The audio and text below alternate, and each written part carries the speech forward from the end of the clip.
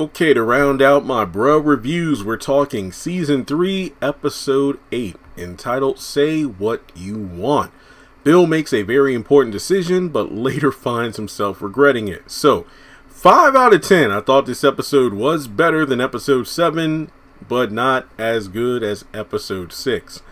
And as I said in my other videos, if you want me to continue reviewing Season 3, make sure you watch, you comment, you hit the thumbs up button, you share this video around, because the more views the show gets in terms of my reviews, the more likely I am to continue reviewing it here on the channel. The voice is screaming over the past almost month to review the show once again have made me come back. So, if you want me to continue, because I do believe we only have like 2 episodes left before the mid-season break, episodes 9 and 10, you gotta let me know. So go ahead, show me that you love the content, and I'll keep on reviewing it. So, again, this is Season 3, Episode 8, Say What You Want. Wow, we start off with a bit of a bang. Claudia comes on to Bill strong. And like I said towards the end of my episode 7 review, I think I need to go to Atlanta because that's where the aggressive women are at. They let you know what they want when they want it. And Claudia wanted it right there, right now. And I gotta applaud Bill because this man stood his ground. Even when Claudia went so far as to, I don't think he was wearing a belt, undo his button and zipper, Bill kept it strong. He's like, no, I'm married. This is messed up. I can't do this. Claudia won't have it. It's like, look, do you want me?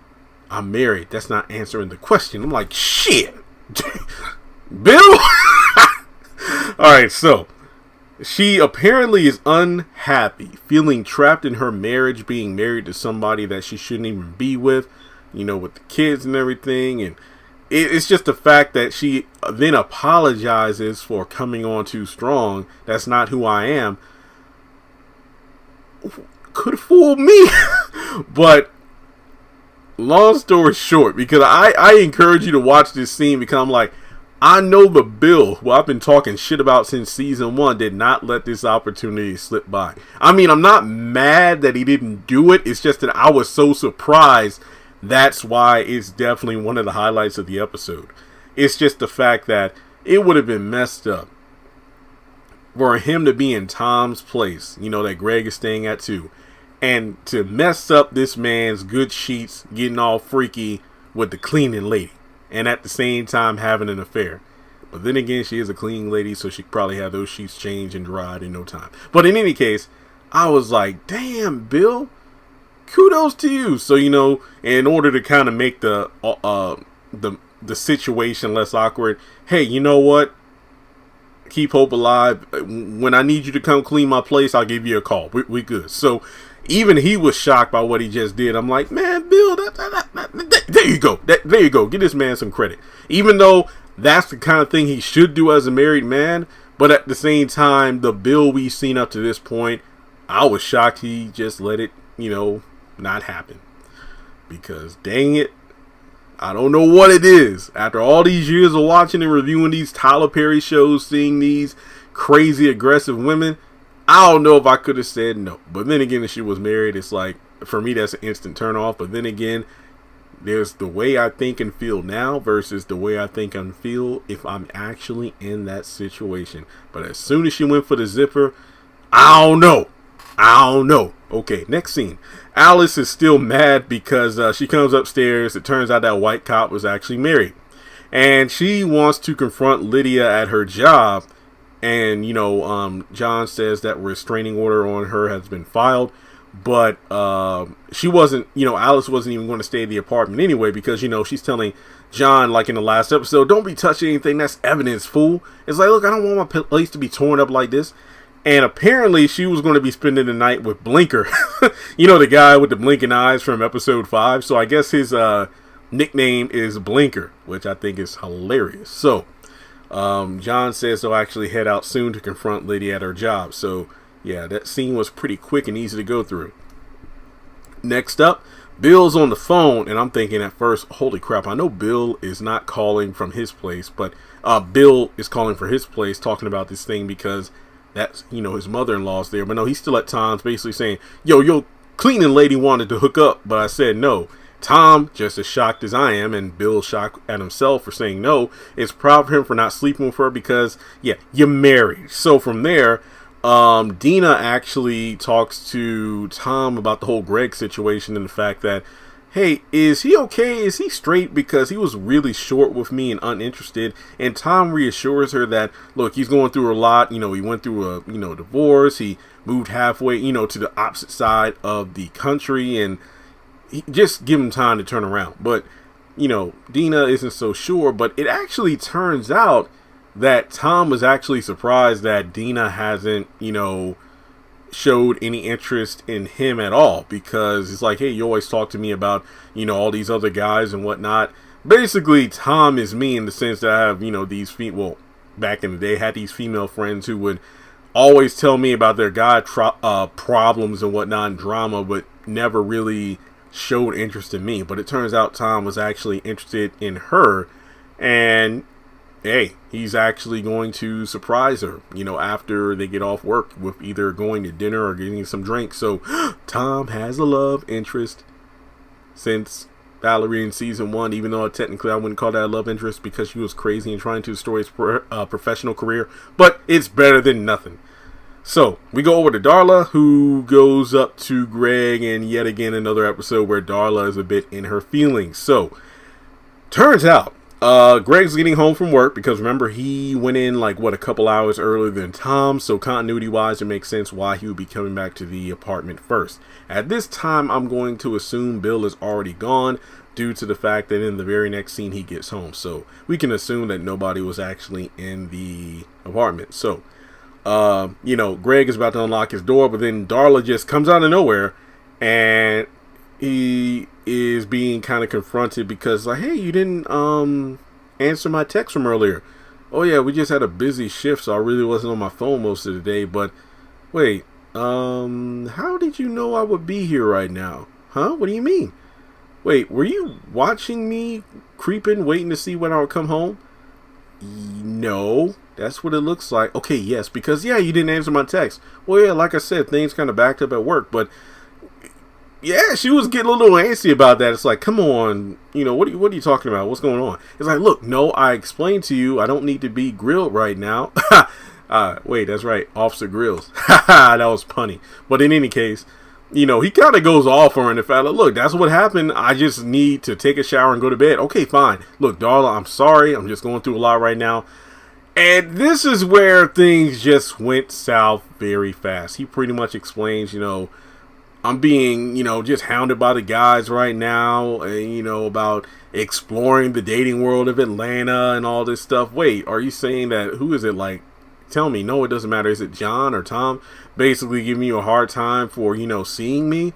No, it's not that. They're just trying to put me out there in the dating world and whatnot. And, it's not like we're dating. We're just getting to know each other. Oh, wow. We're not dating? And I'm like, well, isn't that an accurate statement? I don't think that you two were officially dating. You had some dates, but then again, it was multiple dates, so technically that is dating. But I thought they agreed because, like Greg even said before, I don't know if I could have sex with you. Well, who said anything about sex? We're getting to know each other. So, is there anything necessarily wrong with seeing other people if you're not technically dating? But as I said in my previous episode reviews, I've been single for so long, I don't know what the correct terminology is. Like, how many dates before you actually start dating? How many dates before it's exclusive where, hey, you and me are seeing each other, getting to know each other, so don't see anybody else? I'm very confused right now. But in any case, she goes off on him because she did make a good point, because it is true, like what those memes and whatnot say, something's up when you and another person are texting almost nonstop, but then one person is seemingly absent, so something must be wrong. So there's the I can see Darla's side of things versus I can see Greg's side of things, where it seems like there's a bit of jumping to conclusions. But regardless, it's like, you know what? Fuck you, lose my number. And that's the end of that. And I'm like, damn, that was Wow. Because, I mean, even Greg is trying to have that honest conversation of, look, shouldn't I get credit for trying to understand? It's like, look, I told you my truth and there's no need of wasting our time. But the thing is, he just said I was trying to get to understand and whatnot, even though Darla was the one that said, let's not rush into the sex thing. Let's just to get to know each other. So now it's like we're wasting each other's time. Very conflicted with this scene, but I don't know if this is technically the end of the Darla and Greg thing. I don't know. But moving on to the final scene, Bill gets home and he does not like how Regina's mom changed the furniture around. And, Regina gets home not too long after that because it turns out Bill, who wanted to just take a shower, is told by his mother-in-law that she had took like an hour-long shower and the hot water's run out. Wow. So, yeah, Regina comes home and she loves the furniture change and Bill doesn't. And, it's just like he gets double teamed all the time. Whenever he doesn't like something, he's automatically an enemy, even though it's his place. And it's interesting because, Hilda's like, oh, I'm going to check out the dog park. Wait, dog park? For what? Oh, yeah, I got my dogs coming in a couple weeks. Wait, what are you talking about? So she has 4 dogs who will be coming to live in that apartment. And Regina's okay with that. Huh? So she bounces, and 4 dogs? Watch your tone. 4 dogs? That's better. And the Regina's like, you don't yell at my mom. That ain't cool. And this, yet again, it's like, I don't see how this is supposed to be helping anything. I mean, is the dog thing just a way to reinforce the whole, yeah, I think we should get a bigger place, for the 3 of us. Now we'll have the dogs too. So this little place is cozy, but we need to get bigger. This is just messed up on so many levels. It really is. So, I will admit Regina is trying to talk to Bill. Bill isn't having it. And part of it's like, oh man, he's snapping because he's still antsy about the whole not having sex with Claudia thing. But then he gets home to this situation. But let's be honest here. Regina probably just wanted to try to convince Bill to let, her mom's dog stay and everything's going to be all right. No, it's not, because it just feels like Bill is just losing everything in the sense of, your mom came up unannounced. Now she's bringing dogs. She's trying to change everything. How is this okay at all? And this just reinforces what was said by Hilda in episode 6. This man wants out, and I can't see why he wouldn't. Okay. So he gets on the phone, calls Claudia so they can meet up and have sex. And that's the end of the episode. So, yeah, this episode, better than episode 7, but it had its good moments, but overall, I'm like, some things just feel a bit. I feel like overall in these episodes, some of these characters felt like they weren't acting in character. That's just my thing. Alright, guys, but thanks so much for tuning in. Hope you enjoyed all 3 reviews. What is it? Tomorrow is episode 9. I might wait and do episode 9 and 10 together, at once, because why not? Let me know what you think. Like and subscribe. Hit that bell icon and select all. And I will catch you all in the next video.